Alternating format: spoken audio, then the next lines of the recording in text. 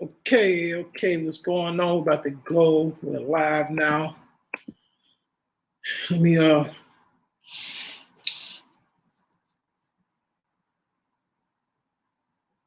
turn this volume down some.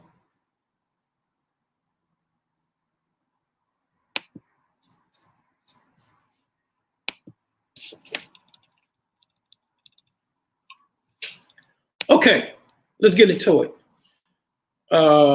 What's up, Joel? If anyone wants to come in, definitely come in. If you have anything to say that's of significance, come on in. Jen will be in a minute. But let's get right into it. So we're talking about the fall of Hollywood and will it survive? So if Hollywood is on its way down, or if it's on its way down, will it come back up, or is it still strong? Like, so I'm not here to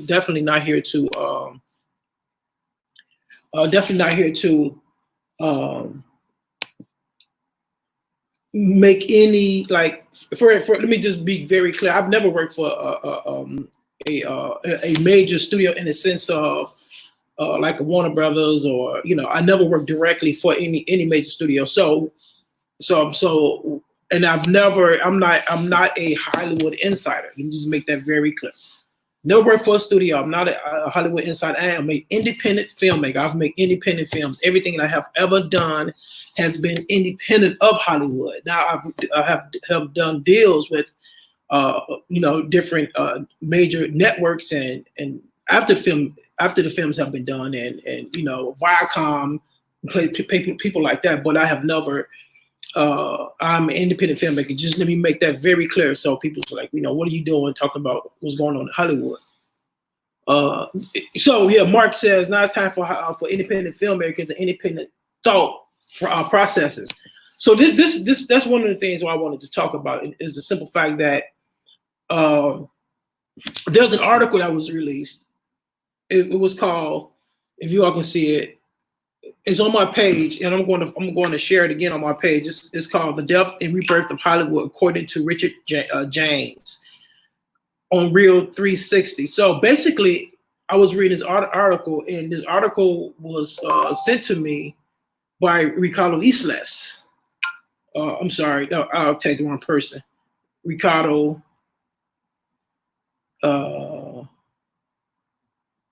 Islas, and hopefully Ricardo can come in. And let me send this link to Jan. Invite, copy link.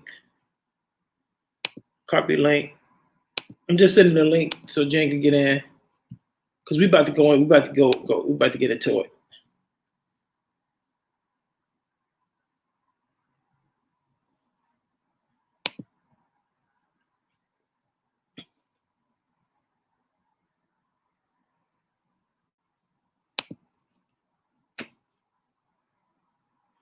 Give me 1 second. I'll be.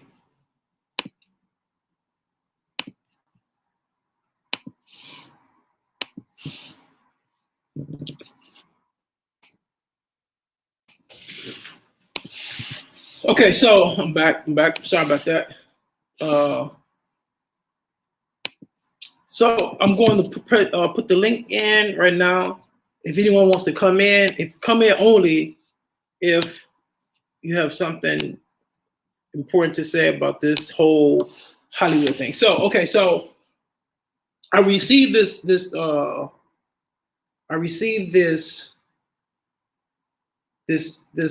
article by Ricardo Islas, a good friend of mine. We've been in the business. I mean, he's been in business way longer than I have.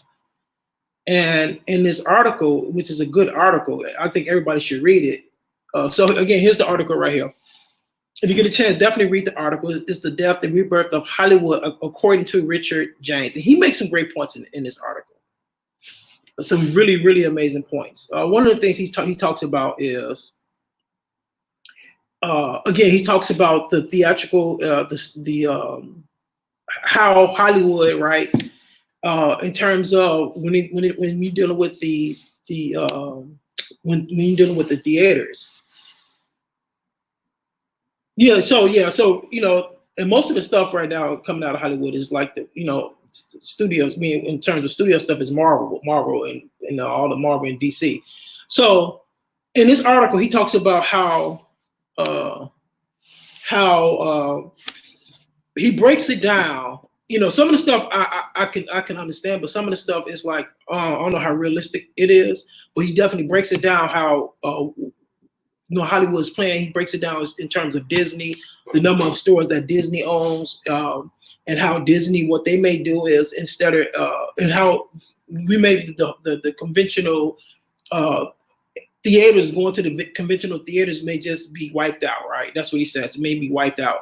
And so what we're leaning more towards is more like when you go into the theater, is more of an experience, like going to the amusement park, so forth and so on.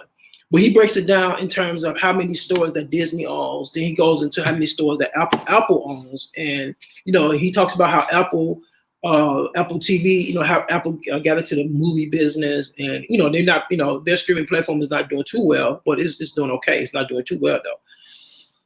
So he goes into all of that, and how this is something I find to be pretty deep. He says that when it comes to like the major talent agencies, right? He talked about the William Morris, the CAAs, so forth and so on. He said that a lot of these agencies are going to be done with, and what's going to happen is that a lot of agents are going to leave their agencies, and what they're going to do is they're going to be a lot of them are going to be producers. They're going to, and he said that one of the things that he said is that, he talked about how the studios, right? The studios at one point used to own a lot of the theaters, and now that stopped. There was a law passed by the Department of Justice. What's going on?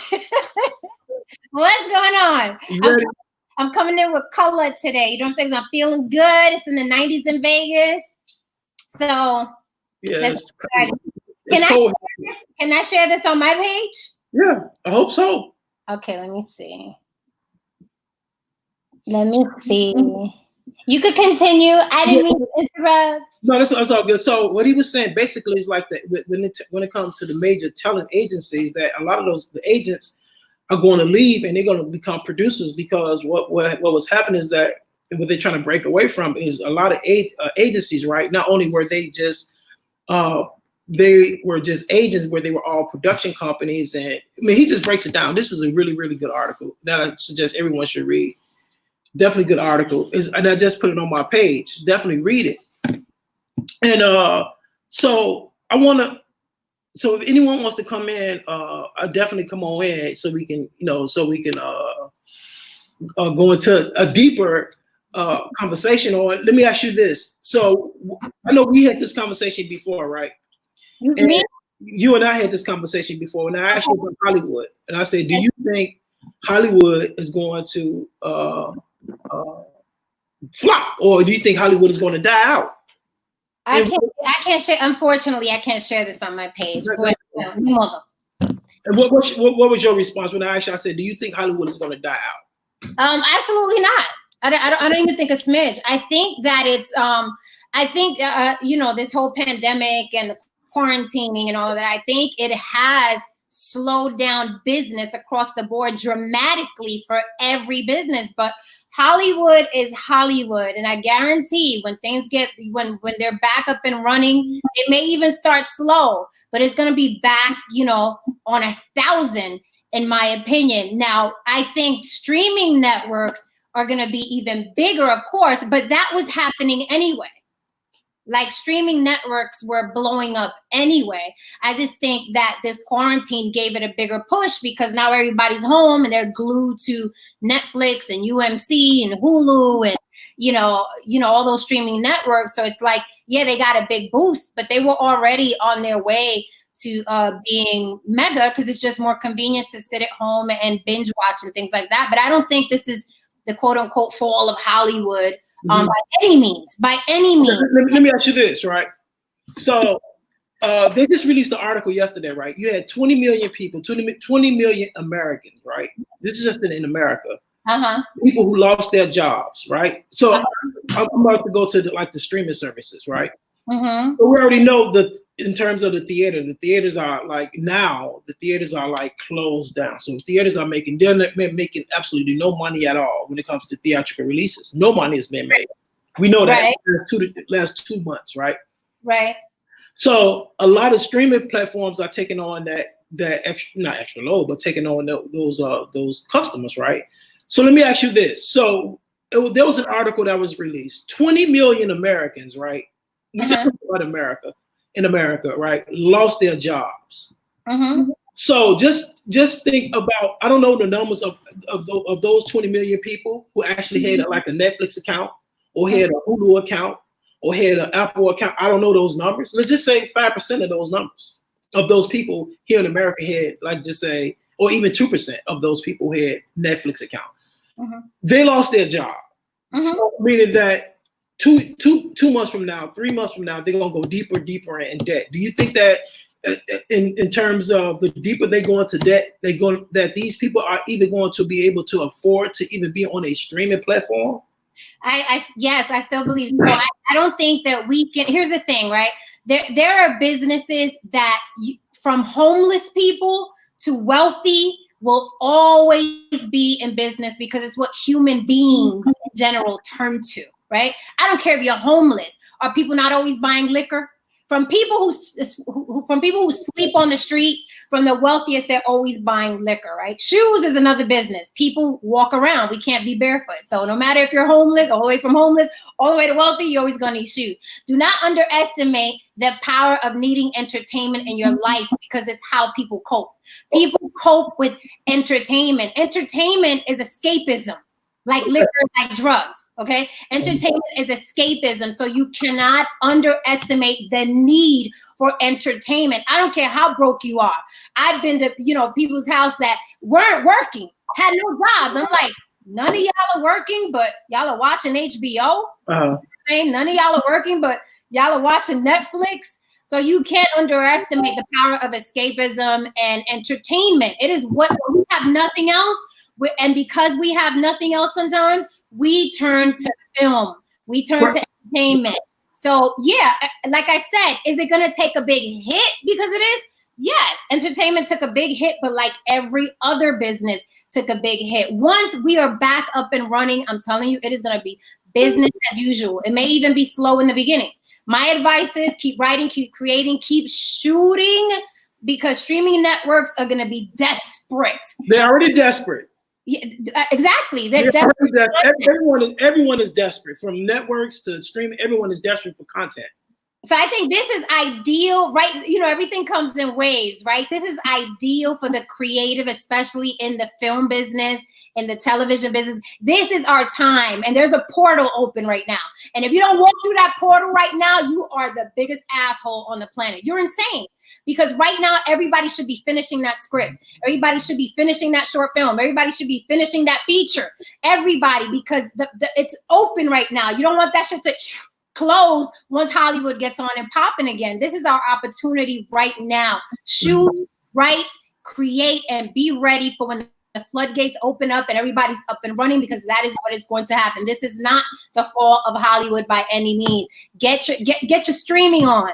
But I don't think that, I'm telling you, the brokest of broke, they got their Netflix. You know what I mean? They got their cable because they can't afford anything else. They can't afford to go to the movies and spend. Open. Say again? They're not open. The theaters. No, I'm talking about after the quarantine is lifted. What you mean? If you have a family of, let's say, 4, 5, or 6, after quarantine is lifted, we're talking about streaming networks. People are going to prefer to stay home with their 4 or 5 family than go to the movie theater. Okay, let me ask you this. Let me ask you this. So you saying now you're saying, so a bulk of Hollywood, you're talking about the major studios, right? A bulk of your 6 o'clock was loud. Okay, my bad. So when you're talking about a good portion of Hollywood money is made at the theaters, right? Mm-hmm. So if you're talking about after this whole quarantine, after this whole lockdown, and when theaters are still opening up now, there are some that are open now, right? But they're open and it's half full. It's only can be half full. because they do every other seat. So I didn't know theaters were open right now. They're open right now. You have some theaters that are open right now. You have some theaters that are in Atlanta that are open, and Dallas that are open. Yeah, you have some that are open, right? But they're doing every other seat. So if you're saying that you don't see a fall of America when a big chunk of that money is made at the box office, so you think that Hollywood can still be that same Hollywood if they're only making money on the streaming platforms? I don't think, again, I'll reiterate, I don't think Hollywood can be that Hollywood in the beginning, right? How long do you think it's going to take for them to recover? Wow. That's the thing. If I had to guess, I'd say maybe a year and a half. I'm guessing a year and a half. You've been very optimistic with that. Optimistic, but that's how I live. I live optimistic. I feel like a year and a half. Because again, you can't underestimate. A lot of people cannot afford vacations. A lot of people cannot afford to work out. A lot of people cannot afford to be fly. A lot of people, and we escape via films. We want to go see the beautiful woman fall in love with the beautiful man. We want to see the doofy guy get the girl. We want to see, the guy coming with the AK and killing 5,000 people and, speeding in cars. We want to see that. It's escapism. And sometimes when we ain't got, we can't spend money on big ticket items, we go to the theater. That's why the theaters have been around since the beginning of freaking time. In the poorest of the poor conditions, was there not a theater? Oh yeah. So men dressed up as women. People need entertainment. And these people were dirt poor. Like they were getting their water out of wells. I'm talking about old, entertainment. The fucking circus, the freaking sideshow circuses. Those people were dirt poor, and they were coming with their little 5 cents to see the bearded lady. And it survived for decades and decades and decades. You cannot, I say again, you cannot underestimate escapism. People want to be entertained. And I'm ready. What happened? Okay, so check this out. Now, to your point, right, which was a great point, like when you're dealing with the Depression, right? During the Depression, the movie tickets went up. Mm-hmm. They went up, and that was a great time for the entertainment business. But there's a difference now. The difference is what's the difference? The difference is now you don't have any movie theaters that are open. So back then during the Depression, you had movie theaters that people can escape to, right? But during that time, they didn't have television or the streaming platforms. But again, like you had they didn't have the platforms like the streaming and the television, but they had the theaters. But now the theaters are gone. But they're going to open back up. So, all right. Once the theaters open back up, right? Let me ask you this: it's dark. Can we see you, sir? I'm black. Then I'm black. But I can normally see you. Get your light together, director. Hold on. If you can't get your light together, then what are we doing? What's up, everybody watching? I don't know if you guys are talking to me in the comments, but I had to pop a light on. I'm reading the comments while you was over there. There you go. See, there you go, director. Yeah, I didn't want to pop that on. It's hot. You got on a freaking winter sweater. What's going on in Chicago? Freezing in Chicago. It's cold outside, but it's hot in my place. All right, let's go. Get the wife beater on. So you were saying that, okay, now the theaters aren't open, but they will be. Let me ask you this. So when they open up, right? Yes. These things open up. You think people are going to, I'm going to go to the movies because I enjoy the movies. Do you think people are going to rush out to the movies to go see, or are they going to just be hesitant at first? Again, everybody's going to be hesitant because we kind of we don't know what's going on. That's what I'm saying. It's going to take some time. But look at people right now. You said Chicago. When you go outside, there's people everywhere, right? So people are still I'm going to live my day everywhere. All right, New York City. Central Park, Hudson River Park, packed. They had to go in there and tell people, you ain't got to go home, but you got to get the fuck up out of here. So we are not only resilient, but we're rebellious. So imagine when the theaters open back up, these people are going to go out like nothing happened. Is it going to be slow in the beginning? Absolutely, because this was a big hit. We've never seen anything like this. We're like, what the fuck is going on? What do you mean quarantine? I ain't got no money. I ain't got no job. Things are going to be back in order. It's going to take some time, but it's going to be back in order. If nothing else, small ticket items like the movie theater. Because when you compare, like, can I afford a vacation to Bora Bora? Or can I afford to take these 4 family members to the movie theater? The movie theater is going to win. So I'm not worried about it in any way, shape, or form. Humans have been through all kinds of crazy shit, and then it picks back up. And now with the power of social media and streaming networks, content is going to continue coming. People are going to keep creating. That's why I'm stressing to my filmmakers and my writers, you are straight stupid if you don't take advantage of this time, because this is our time right now. But this is our time. It's going to be back to normal. And you ask the average person, right? Ask the average person, right? Because first of all, I'm a movie aficionado, so I'm always going to be in the theater no matter what, right? But you ask the average person, are you going to go back to the movie theater after a while? Are you going to, let Wonder Woman 5 drop. Let Spider-Man 10 drop. Let freaking Avatar drop. Let me tell you something. Let Avatar drop this Friday, right? I'm not talking about today. I'm talking about next Friday. Everybody's going to be in there masked up to see Avatar. Everybody. I agree with you. Let Avatar drop this coming Friday. Everybody going to be in there like this. Oh, shit. I'm not worried about it. I'm not worried about it at all. Is it going to take time? Absolutely. But it's going to be right back, because it's something that, it's so embedded, you know what I mean, in our culture of entertainment and taking our families out to something, you know what I mean, that's affordable. And we complain, man, fucking popcorn is $10 and the soda was, but we go and we never stop going. I've never heard anybody say, I don't go to the theater no more because the popcorn is too expensive. I've heard people say, yo, man, I went to the theater and that fucking popcorn is expensive. But I've never heard anyone tell me I stopped going because the popcorn is too expensive. And now they got deals now, you know what I mean, where you could skip the line. Would you make a movie now? Huh? Would you make a movie? Would I make a movie now? Absolutely. If somebody called and said, we want to shoot a movie next week, would you be on set? Yes. Okay, we need some actors to come up here, right? Really? We need Malcolm, Simeon. We need y'all to come up here. Like, would y'all go on the set and make a movie right now? I would make a set, but I would ask the producer, director, I would ask them one thing, right? What? I would ask them, because a lot of sets, independent filmmakers, if y'all watching, there's a problem that some of y'all have, okay? So listen up, independent filmmakers of the Black and brown community, right?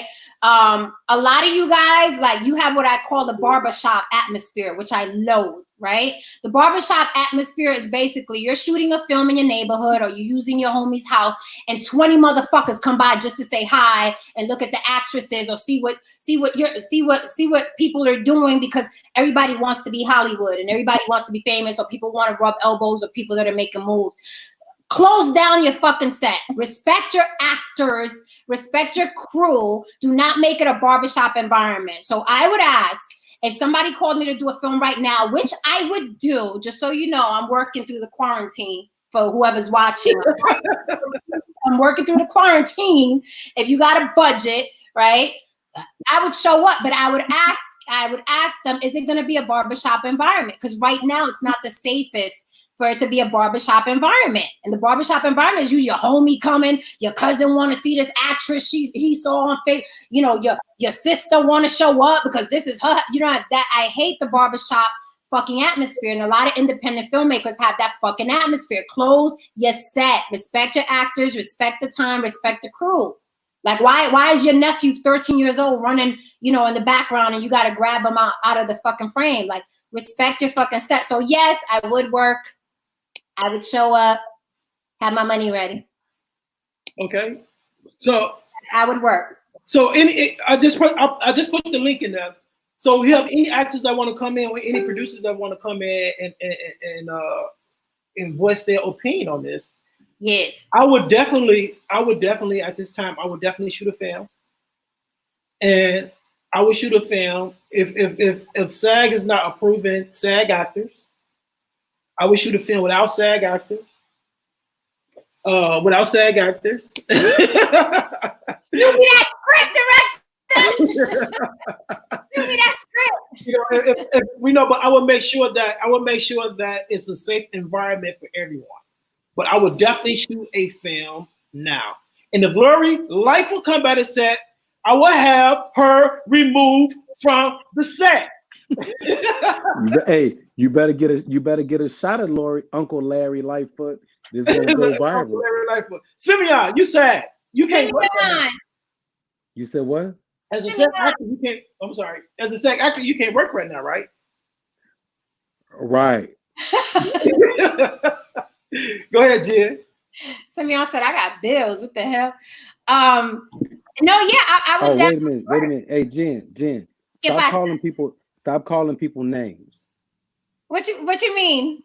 Calling people stupid. Stop calling people names. I'm not gonna. Simeon, you know who you talking to. I'm never gonna stop calling stupid people stupid. You know what your little sis is on. You know what your little sis is on, man. But, no, imagine if you shoot a film. I'm gonna give it out now and put it on in the atmosphere. But imagine if you shoot a film and everybody got a mask on. That shit would be fucking hilarious. Like all the actors, like during the scenes, that shit would be fucking fun. You know what? We should make a movie. The movie is strictly phone conversation. We should make a movie. It's strictly phone conversation.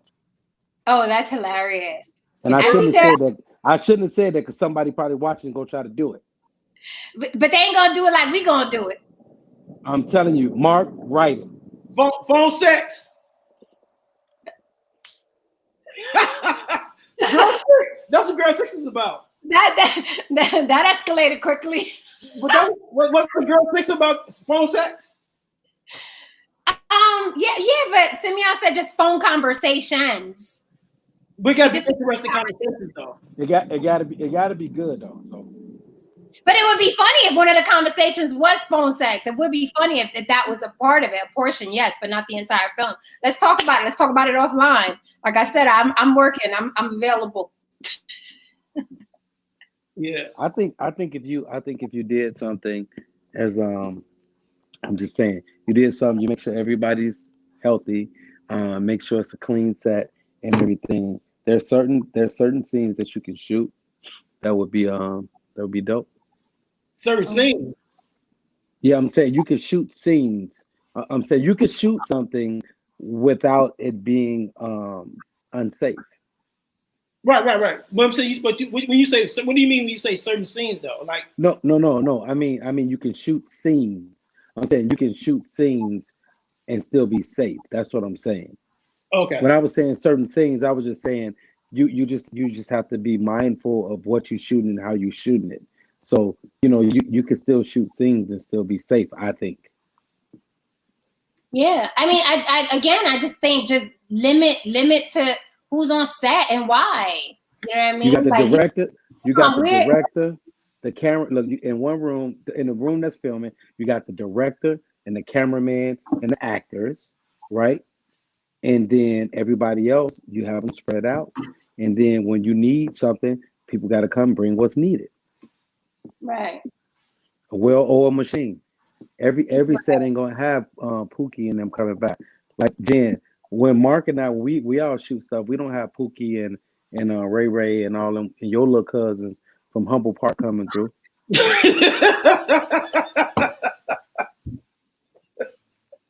Leave my little cousins alone. Hey, speaking of that, I drove through Humble Park. I told Mark I was on the phone with him. I drove through Humble Park. Man, there was so many people out there. I was like, look at these Puerto Ricans. That's they how was we like, do. Man, whatever. And they had no mask on. Nothing. They was out there kicking it. They had the lawn chairs. It's like I drove. They had the taco truck was even open. Really? Yes, the taco truck was open. But that wasn't our taco truck. We don't sell tacos. Oh, they sell tacos in the Puerto Rican neighborhood. They sell everything. because everybody eats tacos. Like in the hood, they have the Mexican everybody taco truck. Everybody eats corn. Oh, okay. Everybody eats tacos. We sell the piragua. We got the little coquito. Yeah, they have all that too. Yeah, they have all that too. I want to put that in our angry. I need my piragua guy. I need a piragua guy. It is a staple. What is it? What kind of food is it? It's scraped ice. It's the guy that he walks around the ice and he covers it with a towel. Shit is like probably it's a snowball. It's a snow cone. But he's like, he shaves the ice and then he puts the little juice on it. That's like, listen, probably the dirtiest. Puerto Ricans have that. Black people Puerto Ricans have that. Black people have snowballs, and Mexican people have paletas. You talking about that corn thing with the whole kitchen sink? No. That's elotes. The corn. That's elotes. What you mean kitchen sink corn? I'm talking about the popsicles. Kitchen sink corn. What do you mean kitchen sink corn? No, because they the corn on the cob with a stick in it and everything, but the kitchen sink is on that bitch. Tell them it's good. My wife and my daughter made some elotes last week. They boiled the corn and put it in the cup, put the little cheese, the little butter, and the mayo, whatever the mayonnaise, I call it the Mexican mayonnaise because I use Miracle Whip. Listen, I ain't no snitch. I'll die before I snitch. But if somebody was to bring me one of them elotes and be like, if you don't tell us, we're gonna make you eat this, I'm gonna be like, okay, all right. You eat the Mexican corn? Oh. What? Listen. No, I think I do. I've seen them made. She wants some pollo with some pollo with some what's the sauce called? Mole. That sauce, that brown sauce y'all use on y'all chicken. What's that called? The sauce that they put on the chicken. It's like the gravy sauce is brown. They cook chicken in it and stuff. I forget what it's called. We want for the father. All right, I know. Let's go back to film. I'm like a nigga side. Like, yeah, let's go back to film because people are waiting for the film talk. But yeah, I'm willing to work right now. I wouldn't want to work on a set with 50 people. But I think it can be done. We're in the age where people are shooting films with cell phones. So with a camera, like a regular camera, but and like a Red, whatever, Alexa. But the thing is that you don't have to shoot with a cell phone. Unless you want to. There's nothing wrong with that. No, I'm just saying that if you can shoot a film on a cell phone, it's safe to say you could have a closed set with a couple of people. You know what I mean? Yeah. It's possible. How long you think this is going to take before everything gets up? A while. I think drive-thrus are coming back. The drive-in is coming back. Yeah. That's one of the things that we're working on for White People's Money is to bring to drive-in. Yeah. And the drive-in is coming back. Yeah. The drive-in. Let's get it. There's our time. Let's get it. Let's go. Let's go. So do you think when I'm ready. Do you think when Hollywood decides to start making films again, do you think it's going to be like that? They're going to come out swinging with the big budgets or like modest budgets? What do y'all think? Modest. I think modest because it's again it was a big hit. They took a big hit, so I think modest. But there are a couple of films, coming up that's going to make buku dollars. You know what I mean? They may have to speed some things up. Like they keep playing with Avatar. You know what I'm saying? Like, hey Jay, we gotta switch up. We need you to get in this screen and I get in that screen. We gotta switch up. Why? Yeah, because it looked like you looking somewhere else and not at us. So we gotta switch places. How we do that? No, it's just joking. Oh. So you think they're gonna be modest budgets? I think so. Yeah. When you say modest, in terms of what, like 30 million, 40 million?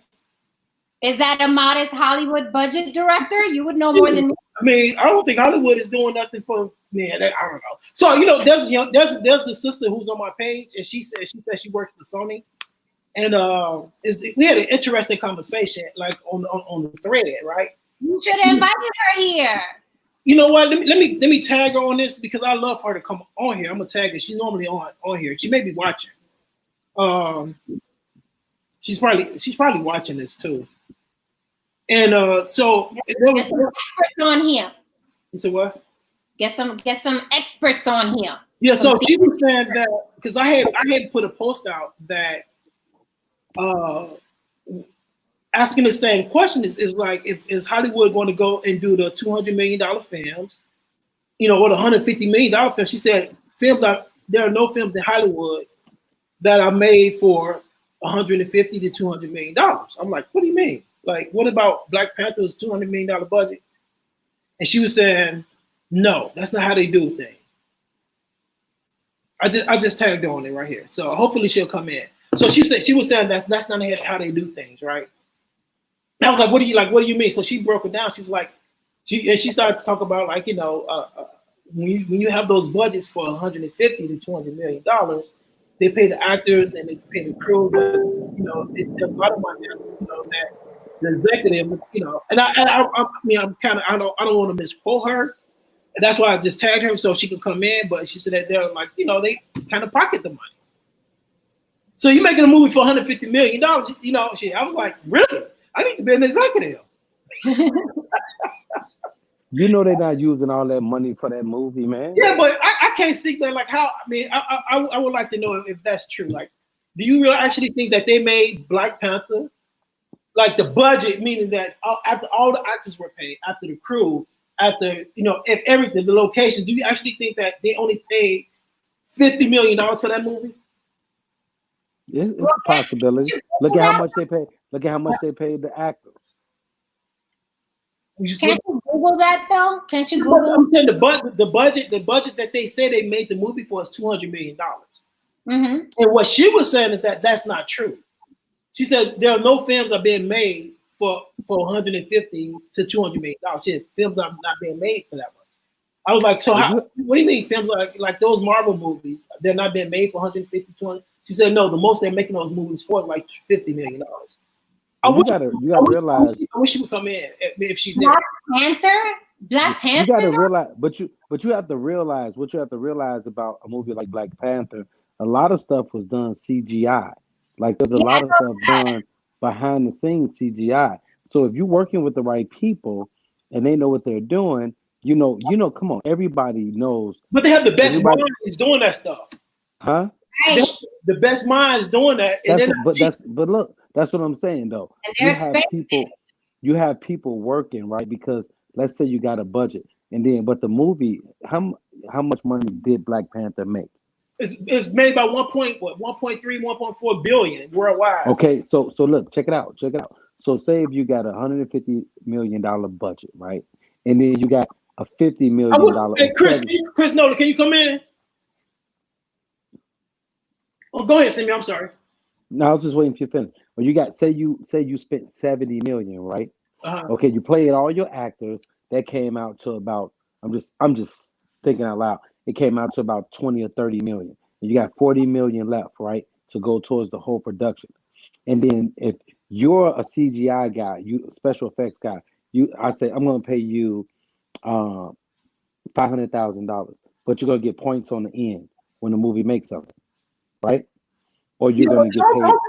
I don't think like studios are working that way. I could be wrong. I don't know. I'm just giving you a rationale to how and why the movie, you can have a $50 million budget, but you don't spend $150 million budget. I'm saying in the initial making of the project, because the movie is going to make a movie like that is going to make so much money. So now, do you pay them so much up front and then they get money on the back end, or do you pay them just this amount right now? Period. I'm just saying there are different things to consider when it comes to where the money is going. Say for instance, if you look, let's take Avengers for example, right? If Avengers was made for, let's just say $50 million, so you so $50 million. So you think with all of those big name actors in Avenger, they're taking $1 million each? No, maybe 2 or 3, 4, 5. You think what's name getting out his house for $5 million? What's that dude's name? Oh no, Robert Downey Jr. Robert Downey Jr. You think he's leaving $5 million? He ain't coming out for less than 20. In 20 years old, probably. Let's just say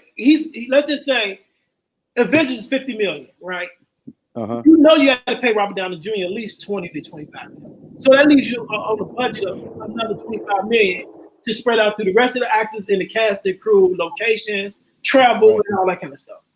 Right. I don't know if that's true or not. That's what I'm saying. Like, I'm with you. I was just trying to make some sense of what she said. Yeah.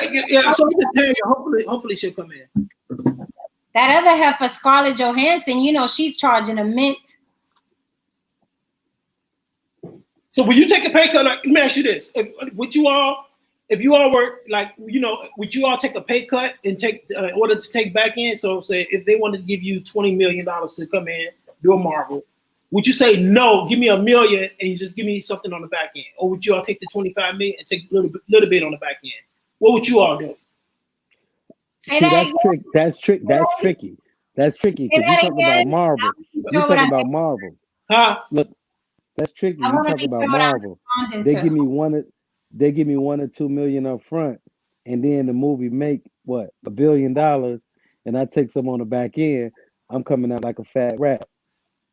It's a gamble. So Bill Kimbrough said Tom Cruise is making. I don't know if this is true or not. Now, Tom Cruise is making 40. Tom Cruise is probably making 40 million off those Mission Impossible. Oh yeah, not per movie. Not per movie. Like Robert Downey Jr. He may do a film, an independent film. Something that he's like, he's a producer on, something that he really likes. He may take $2 million, but not for a Marvel movie. He's not taking no $2 million, $5 million from a Marvel. Like Tom Cruise. Because a Marvel movie is going to make 500 million in the box office easy. Thank you, Thea. Thank you. What? Carry on. Just talk. You too quiet. I get nervous when you quiet. What? My parents used to always say that.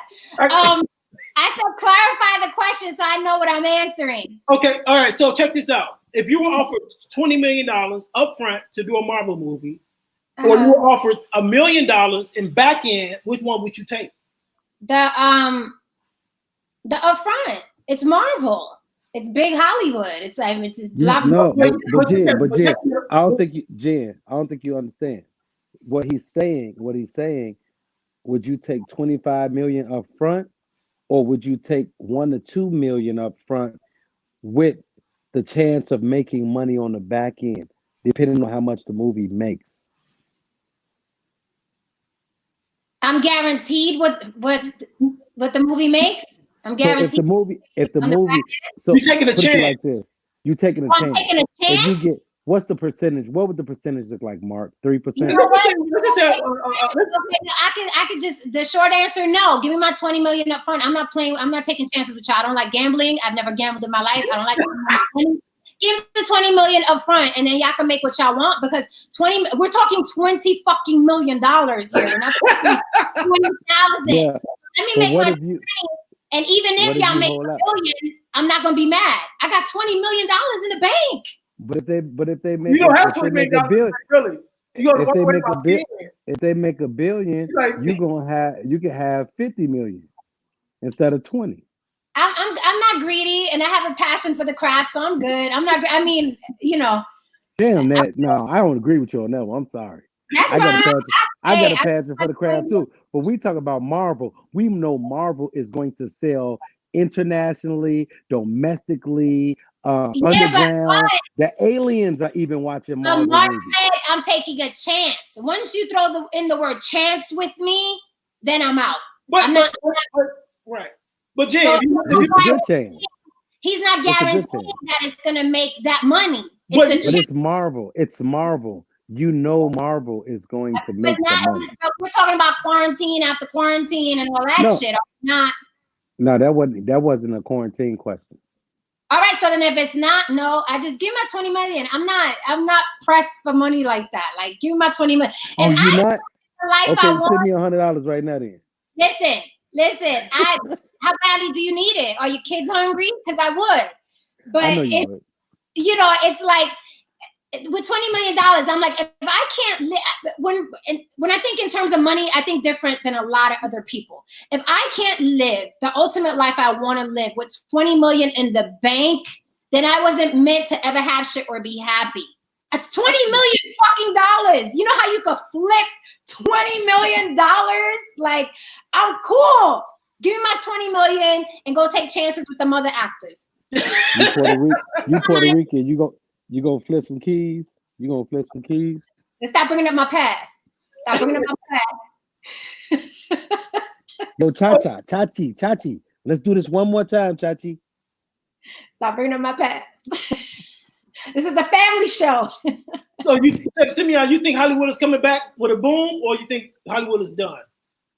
I don't think they're done, period. I think they're coming back, but with a boom, not a boom. Maybe with a little bang, but not a boom. It's coming back. No, but it's coming back. I think one thing about what's going to happen, this is going to be really cool for us three right here on this line and people that do what we do watching. The independent scene, we're gonna be moving because they're gonna need content, and then we're gonna make great content, and we're gonna get them what they need, and then they're gonna have to pay us, not as much as they're gonna pay some people, but they're gonna have to pay us some money to do it. And I think it's gonna be there's gonna be, so in a way this is a bad thing because it put everything on the back burner, but in a way it's gonna be good because it's making people think outside the box. It's making people see just how important independent things are now and how you can still shoot great quality work on an independent level that people are going to like, people are going to watch, people are going to love it. So now this is the opportunity for us to spread our wings and go get that dough. This is a great opportunity. They're being forced to look at us now. Now they're being forced to look at us. Where before it was like, oh, it's an independent film. Now they're being forced to like, what do you got? What do you got? What do you got? Because we need it. What do you got? Yep. And they know we're gonna do great work because we're hungry and we're passionate and we're really doing it because we love it. And we're talented. We have a lot of great content. We're talented and we're hungry, and it shows. We're not hungry. We're not hungry. I don't consider myself to be hungry. No, you know what I mean when I say hungry?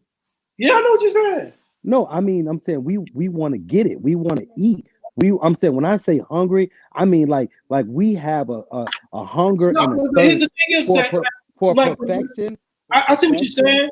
And to be the best. That's what I'm talking about when I say hungry. Okay. I'm talking about to be the best. We have a hunger to be the best. We have a hunger to show people, hey, this is what you need, and we got it. That's what I mean. I don't mean hungry like nigga my stomach growling. No, I'm not. I'm not saying that. I'm saying so I see what you're saying, but like when we when we use the term hungry when we're dealing with Hollywood, no, because when they know that you're hungry, they'll be like, okay, we're gonna bend him over. We're gonna take everything he got. We'll give you 50 cents. With no Vaseline because he hungry. No Vaseline. You know what I'm saying? Okay, we're not hungry. I mean, we doing what we do. Okay, now I see, and now I see what you mean. But see, after I explain it to you, you know that's what I'm talking about. No, I understand. But I see what you're saying. Sometimes it's all in the verbiage. I'm starving in this. I want the buffet. Okay. You better sell that hat. I know you got that hat from Cuba for about $500. Shit, more like Family Dollar for $5. I'm telling you, I don't spend my money frivolously. When you can look good, ladies, am I right? Ladies watching, am I right? When you can make anything look good, you'll pay $5 for the fedora. Okay, you'll pay $2 for the bamboo earrings. I'm good. You'll pay $10 for the white. Come on. What happened? Hey Jen, let me tell you something. Jen. Let me tell you something. A woman, y'all women, you can wear some black leggings and a nice blouse that you got from Rainbow for $19.99 and accessorize it. Make sure your hair looks pretty, put the makeup on, and you go out somewhere and it's all millionaires and you fit right in just because you're clean, you got the right shoes on, you got the right jewelry on, you got the right lipstick on, and that's what it is. I like what I love it when, like, I get mad. I tell my wife, you need to dress up all the time. You look great dressed up. Like, I love it when she put on lipstick. She don't wear a lot of makeup, but she wear lipstick. I like when she wear her hair straight. You know what I'm saying? Or that little Spanish curl a little bit or whatever. You know. Girl. And then she could put on some jeans. You know, them fitted jeans, and then she have on her heels. And we went to I forget who that was. We went to see the last thing we went to see. Oh, Mark, the thing you got us the tickets for, the play. The play. We went to the play. It was a Jakaria's play. Yeah. We went to the play. We standing in line, Jen, and there was some ladies behind us talking. They gonna say that my wife booty was fake. Oh. Mm-hmm. Because she Spanish or not black, which they don't understand that black and Spanish is the same thing. And she got this nice round butt, and they back there talking about, girl, I know it's fake. See, now I gotta see the butt. Now I'm gonna go to your Instagram and right. I was like, yeah, right. Ain't nothing fake about that. That's real. Now I'm gonna be on your Instagram like, where his white ass? See, come on, you know women. How do y'all think? How do y'all think that we can shoot a movie though? Right? How? And get away with it. What you mean how? Again? How do y'all? We've been rebellious right now. How can we shoot a movie right now and get away with it? Oh, I know. We get a script, a director with a script. Mark, we get a dope DP, because we ain't got to worry about the editor, because the editor can be at home. We just send them the movie. We get the actors, we get a DP, someone who's going to shoot it. We get the actors, we get the location, and we go do it. I'll tell you how my idea. Who gonna know? My idea is like when I had researched the budget for the movie Saw, the first Saw, which I love, right? Yeah. The budget for that was crazy. I think it was like freaking only $30,000 or $35,000. But the first Saw. But when you think about it, the first Saw, huh? It wasn't. No, you want to talk about the one with Danny Glover? No, I'm talking about Saw. Saw. Right. The first one was with Danny Glover. I'm talking about you know what I'm talking about? Jigsaw? Yeah, the first one where Danny Glover, he sold his arm off. No, Danny Glover wasn't in the first one. Danny Glover wasn't in the first one. I don't remember Danny Glover in the first one. He was the police officer in the first one. Do me a favor real quick. Google Saw. But Google the freaking budget for that movie. Google it for me. Anyway, my point was that the writing was so good in Saw that it kept you, when you look at the movie Saw, when you think about it, it kept you looking at two dudes in one room for a fucking hour. Because that was the plot of Saw. The dude that was chained to the he was and the other dude that was handcuffed to the thing. And that was the bulk of the movie for like an hour. And it kept you glued. Like the suspense was like, what the hell is going on here? Huh? I think you have to watch the budget was Danny Glover was in it, and the budget was $1.2 million. The first 18 days. The first Saw was shot in 18. That's not what I read. No, but listen, it was shot in 18 days, and the budget was $1.2 million. No, that's not I think you're talking about Paranormal Activity, which her? No, I think you're talking about what's that one? The writer, Blair Witch Project. The Blair Witch Project. She's thinking about the Blair Witch Project. You're gonna make me leave the freaking screen, because that is not what I read. No, I think you're thinking about the Blair Witch Project or something.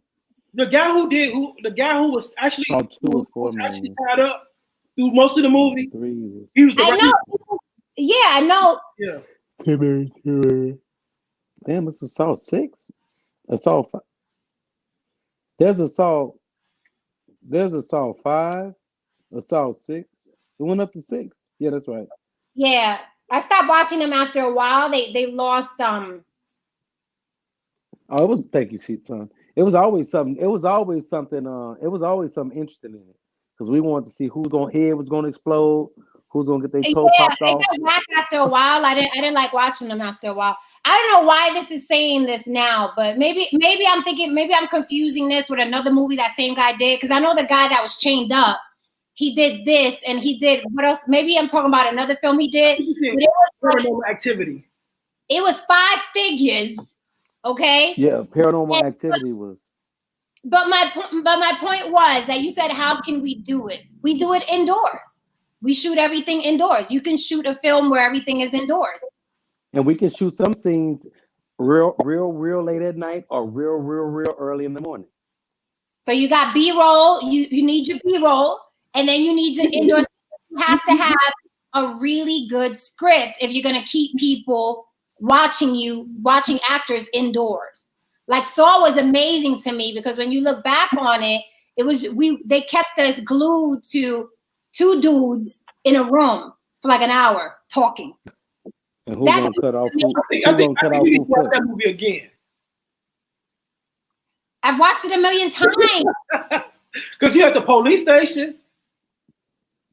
Yeah, but where was the majority of the film? If the majority of the film. But you know what? You know what though? Like even like when it majority of the film, like you had the police station, that probably was shot on location. So that's probably was just shot. Everything was probably shot in like one location. Mm-hmm.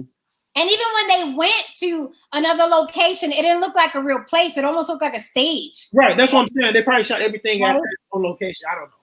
But it was very creative. I'd never seen anything like that, where I was interested in watching a film where it was just 2 people talking back and forth in a room. But it has so much suspense as to why are these people in this room. Can you do the black version of that? Can you keep people glued? I can't even think like that. What's the black version of that? That is a psychotic mind. That's a psychotic mind. That is a psychotic mind. What you trying to say, Simeon? Huh? So was an amazing film. What you trying to say? Jen, you would be able to write that before anybody else, before anybody on this one. Damn it!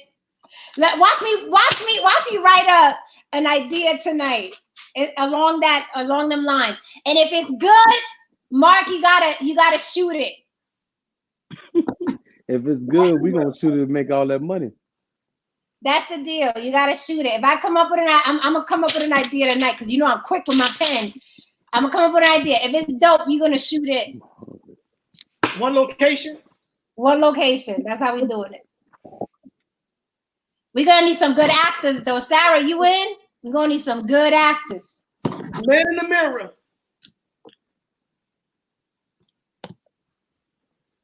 We're gonna need Sarah to come through with the monologues. Hit you with the monologues. Okay, Belinda, I tag you because I need you to come in here to explain what we're talking about. She just commented. Let me see if she. Come on in. Let me go to her. What's it? Yeah, I'm already thinking. Now y'all got me thinking already. Now I'm already thinking. Okay, Belinda, I just sent you the. I feel challenged now. I would love for you to come in, Belinda, to explain it to us. You know how this whole thing is working, and you know, in terms of Hollywood. I would love for you to come in, but we're saying the same thing. I mean, like, you know, we're independent film. I'm an independent filmmaker. So people ask me all the time, so what is the future of Hollywood? I'm like, I mean, the thing is, like, we want to see Hollywood make it. You know what I'm saying? This is how we eat. This is our, like in particular, no matter what we do as an independent filmmaker, even as independent filmmakers, we have to do some type of business with the major studios. You know what I'm saying? Like the major people. Like, whether it's Netflix, whether it's, I do a lot of business with Viacom. You know what I'm saying? So we have to do business with these people. So we don't want to see Hollywood flop. Not at all. Not at all. And it's not. The only way you want to see Hollywood flop if you're ready to retire. We're ready to retire. Retire, and if I retire, I'm going to Belize. Belinda. Good luck. The lawlessness out there. That's just the Wild Wild West. You got it all wrong. That's just the Wild Wild West with a couple pretty beaches. I ain't messing with you. All over the world. Pretty beaches all over the world. I don't gotta go to a Wild Wild West. You said it's pretty what? Pretty beaches. It's the Wild Wild West with pretty beaches. You got cracking jokes. I already got the idea. Well, don't say it now.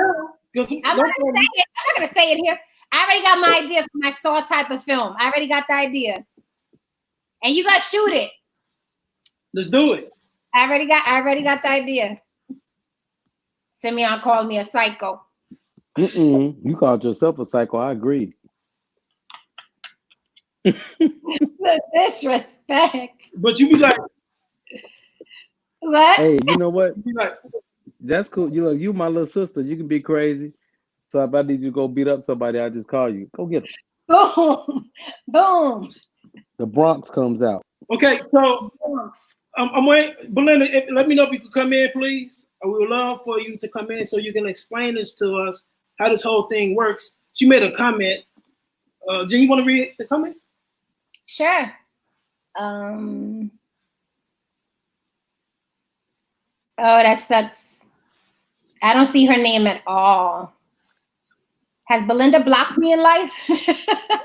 I don't see her name at all. I see Sarah, I see Thea, I see Michelle, I see Kevin, I see Teflon Don, I see Daryl, I see everybody but Belinda. So you're gonna have to bring her in. You see Pastor Griff? A lot, so.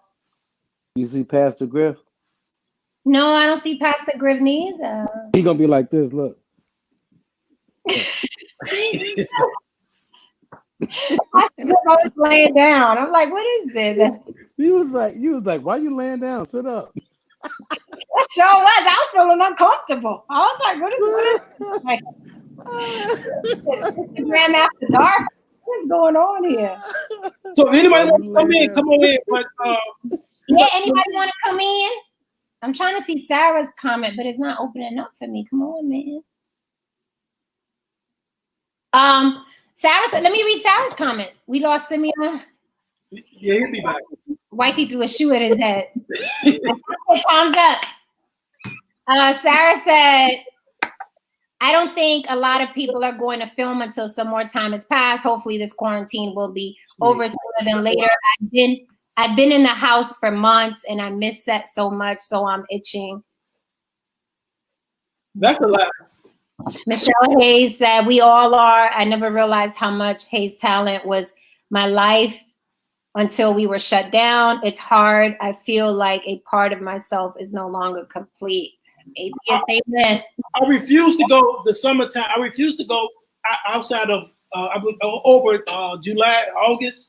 I say August and not film. I'm with you. I agree. I'm ready to do it. I agree. Lori Lightfoot, I'm going to be filming something this summertime, with or without the lockdown. I'm just letting you know. How you shout her out? Lori Lightfoot got her own problems right now. She ain't thinking about your film. Sarah, yeah, I'm saying like, yeah, I'm filming. And then she better not come to me trying to lock me, trying to shut us down either. I like Lori Lightfoot. Well, you know what? We all hopefully we'll get locked up on the news, and that'll create a buzz for the film. You know what? I'm not beyond getting cuffed. Won't be the first time.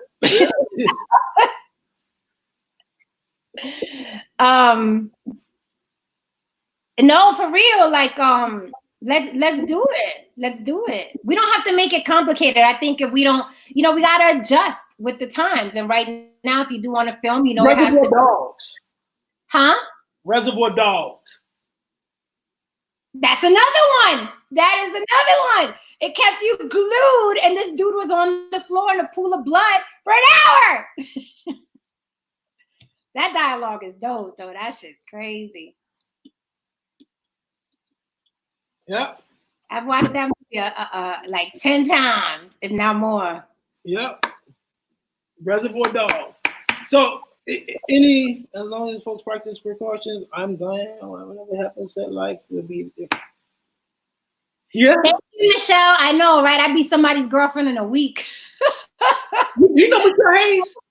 Huh? You know Michelle Hayes? I don't know Michelle Hayes, but I did see your interview when you interviewed her. I did watch.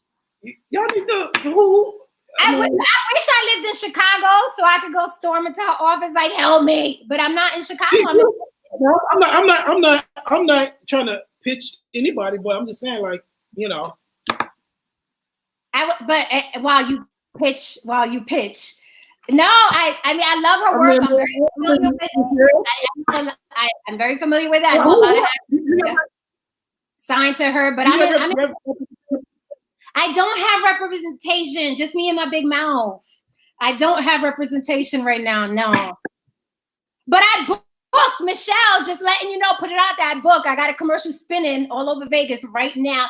3 of them, as a matter of fact, since I got to Vegas. But it's easy to get on TV in Vegas. For me, anyway. It was easy for me. So now with the economy messing up and the quarantine, now they re-spinning my commercial because I did a commercial for the dollar loan store. So now they trying to push these loans on people so people can get their money. So now I'm like, how you doing commercials for a dollar loan store? It was a friend of a friend who told me that they were looking for my type. So then I called and it was like, well, come down. Why? That's like doing a commercial for Walmart. Say again? You supposed to be. I'm getting booked for. You're a revolutionary. You're not a Shakur. You don't do those type of commercials. You're a revolutionary. Revolutionaries don't do commercials for corporations. Sorry, these bills say, go do that dollar loan store commercial. Go do that Spring Valley. Go do that Spring Valley Hospital commercial. Okay, go do that Venetian Hotel commercial. Okay, my bills say different. Mama gotta eat. Okay, and I like paying my bills on time. But like I said, it's easy to get on TV in Vegas. It's easy to get on TV here.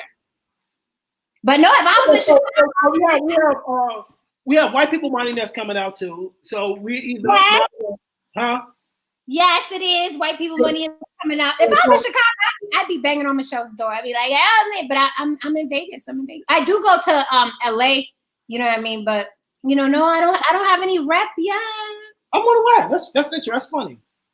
I don't know why. I don't know. Okay. I just haven't. I just been like, I mean, stupid for me not to because it would be like you're like the I wish Corey.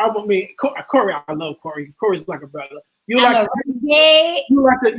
the female black Puerto Rican version of Corey. What, Corey Hendricks? Why? Why? Both of y'all post stuff. Corey post stuff. And people be like drawn into what y'all post. And be like, y'all stir up, like y'all like to stir up stuff. Yeah, but I I'm very truthful with what I'm saying. I'm not just trying to, you know what I mean? No. What you antagonize people. Even though I said I'm not trying to antagonize people, even though mine you be like this. Antagonizes people. Who can I mess with today? And they Corey, you be like, Corey, did you see that? Y'all be competing. That's not. What's funny that I go online and I'm like, who can I make think today? That's how I'm like, who can I make think today? Because you people, a lot of you are stuck on stupid. So who can I make think today? And every now and then in the sea of backlash, I get, 1 or 2 people saying, I never thought of that. And then I'm fulfilled. My little heart is filled, steaming with joy when I get those inboxes. Like, I never thought about that. You believe that? What? No, your posts, most of them make people think, right? Of course I believe that. Yeah, I believe it. I know you believe it. But I'm saying I say like 85% of your posts make people think, right? But you have that 15% where you just go in. Yeah, but people deserve it though. People deserve it because it's social media is like liquor, and people the keyboard is like, it's like liquor, and it's like, oh, I'm gonna say this now that I'm behind my keyboard. You know how it is. Right. So before we go, let people know in terms of how can we follow your YouTube page and all that. Oh, okay. So please go to YouTube On the Block with Jen, and it's on my Facebook page. If you follow this, if you go right now to my Facebook page, the link is there. I just started that channel. So don't go there like, oh, she only got 100 followers. I just started that channel because my 10 years on social media, people have been begging me to start a channel. They've been begging me. So I said, okay, I'm going to start a freaking YouTube channel. Here we go. So I started. So I'm On the Block with Jen on Instagram, On the Block with Jen on Facebook, On the Block with Jen on YouTube, right? Follow me there. I'll follow you back from my. Let me ask you this. So how long have you been doing your show? Which one? The On the Block with Jen? On the Block with Jen, yeah. That's the one. 11 days. So for real, really? I only have 11 episodes. So how did you think it was gonna pick up the way it did? Because a lot of people are like watching it. So do you think it was gonna get the attention and the followers and you know? You know me, I don't believe in being humble. Life is too short. I did think it was gonna pick up the way it did. I did, because not because I'm the best thing since sliced bread, but because a lot of people were asking me for it. So I said, okay, you know what I'm saying? It's like there's obviously a need and a want for me to do this. So that's why I was like, okay, so I'm gonna do this and it's gonna pick up. And the numbers have been crazy. I'm like, okay, all right, so y'all listening. So yeah, I did think so, but only because of the demand. Like people inbox me, they're like, you need a show, you need a YouTube channel. So yeah, that's why I did it, and I figured it was gonna do well. And I only had 11 episodes. So imagine when I'm doing this for 3 months, 6 months, even though my passion is acting and writing, right? And people will see that short. That's another, something you love, because certain things you can't do, certain things you can't say as an actress, right? You can't get on as an actress. You can't be doing a romantic comedy in the midst of you doing a romantic comedy, bust out and say white devils. Well, why would I be saying it? You know what I'm saying? So you can't. So your show, right, gives you that outlet to say what's on, how you feel. Absolutely. It gives I need that outlet, because I'm very passionate about race relations, right? As you know. So yes, I need that outlet. Not only do I need that outlet, but I feel like people need the voice. They need to hear what they're feeling, right? And I take pride in being the voice of what people are feeling, but cannot say or don't know how to say. So I take a lot of pride in being that voice. So when I get inboxes from not only women, but men telling me, I wish I could say that on my page. Or here, can you say this on your page? I literally get inboxes of people saying, can you say this on your page? Because I can't say it on mine. So I'm like, yeah, okay. So when people say, how do you feel though? When people say that? When it's men? In particular men. When men ask you to post certain things, how do you feel in particular men? I feel disenchanted. I feel disappointed, because I feel like men are supposed to lead us, especially being people of color. And now this is turning into a fucking Jen episode. I'm sorry, y'all. But I'm not doing no damn show. I know. But I just feel, to answer your question, I feel disenchanted. I feel disappointed, because I always feel like, people of color, men should lead.